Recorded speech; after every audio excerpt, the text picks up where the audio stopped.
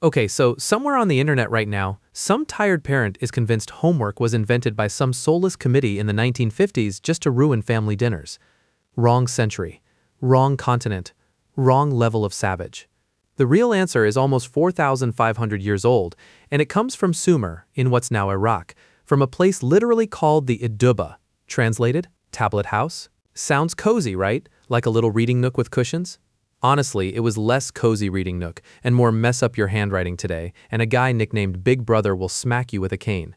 Yes, Big Brother was a real job title in the world's first school, and no, he was not there to give you a participation trophy. So how did humanity's very first classroom actually run, and why would a 5-year-old in ancient Mesopotamia rather muck out a barn than go to class? Let's get into it. The world's first and most brutal school system. Here's the thing about the Edubba. It wasn't built for everyone. This wasn't some noble education for all experiment.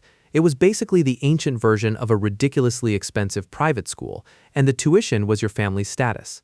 The kids who showed up were mostly sons of officials, priests, and merchants because Sumerian cities needed something very specific and very boring: paperwork, trade records, temple inventories, tax lists, legal contracts. Someone had to write all of that down, and that someone needed years of training. So basically, the world's first school system exists because ancient bureaucracy needed employees, which honestly tracks.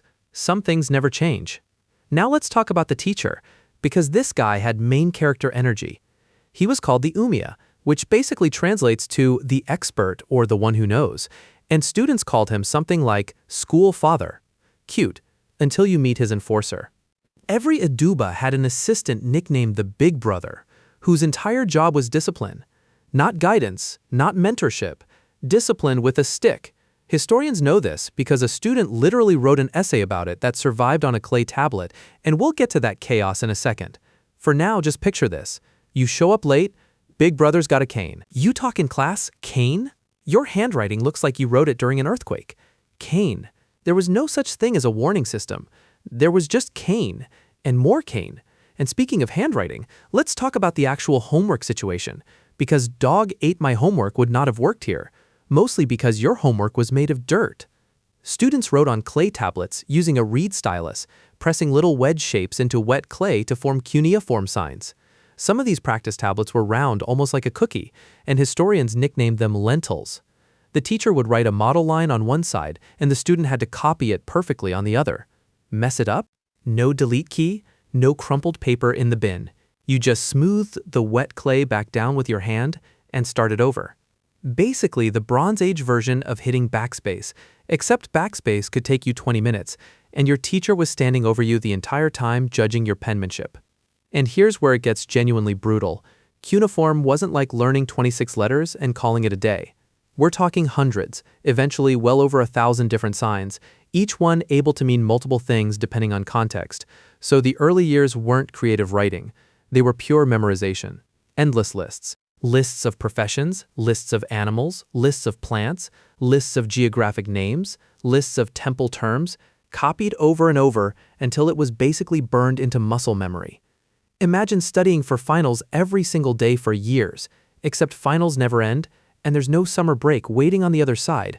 Only after grinding through those lists for years did students move on to actual literature, proverbs, hymns, myths, and eventually mathematics for calculating things like grain rations and land measurements.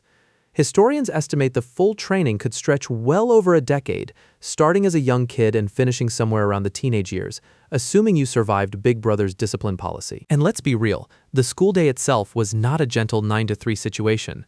From what we can reconstruct, it ran long, likely from sunrise deep into the day, 6 days a week, with basically zero concept of a snow day or a mental health day. No Wi-Fi to secretly scroll under the desk, no phone to hide in your robe, just you, wet clay, a stylus and a guy with a cane watching your every move. Honestly, compared to this, modern kids complaining about a 7-hour school day with actual lunch breaks and actual bathroom passes have no idea how good they've got it. We actually know all of this in this much detail for a genuinely wild reason. Archaeologists dug up thousands of these practice tablets, mostly at a city called Nippur, just sitting there in the dirt where students left them. We're talking pile after pile of clay homework. Some of it covered edge to edge, with the same handful of signs written over and over and over, like someone forced to fill an entire page with, "I will not talk in class." That's basically what these tablets are. Bronze Age detention slips, except there were thousands of them because apparently every single student needed the same repetitive punishment/practice, and honestly, the method itself would look pretty familiar to anyone who's ever grinded flashcards the night before an exam or kept up one of those language app streaks out of pure guilt. Same energy, just with more clay and significantly higher stakes, because messing up wasn't just an annoying red X on a screen, it came with an actual cane. So, by this point, you're probably picturing the Edubba as this grim, joyless clay tablet prison, and look, it kind of was. But here's the twist that makes this whole thing land differently. We don't have to guess what it felt like to be a student here, because one of them left us a review, and it is, without exaggeration, one of the most relatable pieces of writing to survive from the ancient world, which brings us to what actually happened when you walked home after a day like that. A kid's diary, a bribed teacher, and why it was all worth it. So there's this Sumerian text historians nicknamed School Days, and honestly, it reads like an ancient kid's diary entry titled Worst Day Ever. A student, probably writing as a school exercise, which is deeply ironic, describes walking into the Edubba and basically getting punished for everything. Late candid, stood up without permission, canned, talked without permission, canned, handwriting not neat enough, canned, at one point he even gets hit because his outfit wasn't up to standard, which honestly sounds less like a school and more like an extremely strict internship with a dress code and zero HR department. By the end of the essay, the kid is basically begging his parents to make the whole situation go away, and honestly, same. And here's where the story becomes genuinely funny, because his dad's solution isn't to pull him out of school or write an angry letter to the Ummu. His solution is to bribe the teacher. The father invites the teacher over, sits him down, feeds him a nice meal, gives him a new robe, puts a ring on his finger, basically rolls out the ancient Mesopotamian equivalent of a gift basket. And it works immediately. The teacher starts showering the kid with praise, telling him he's going to be top of his class, going to outshine his brothers, going to have a great career. 4,500 years ago, and we already had parents smoothing things over with the teacher, using expensive gifts instead of, addressing the actual problem. Some traditions really are timeless. And here's the part that genuinely gets me. We only know about this whole embarrassing family saga because the essay itself survived on a clay tablet for over 4,000 years, got dug out of the ground, and eventually got translated in the 20th century by a scholar named Samuel Noah Kramer. So somewhere out there, a Sumerian kid wrote what was basically a school assignment complaining about his own school, never imagining that thousands of years later people in a completely different civilization would be reading it, translating it, and turning it into a punchline in a history video. If that's not the most unintentional glow-up in the history of homework, I don't know what is. It also means we know this wasn't a one-off variations and copies of this same story. Turn up on multiple tablets from different sites, which tells historians that generations of students were literally assigned to copy out this exact "my dad bribed my teacher" story as a writing exercise. Imagine your most embarrassing school memory becoming mandatory reading material for children for centuries. That's rough.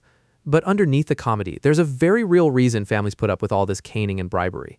Becoming a scribe was genuinely life-changing. In a society where the vast majority of people couldn't read or write at all, literacy wasn't just a skill.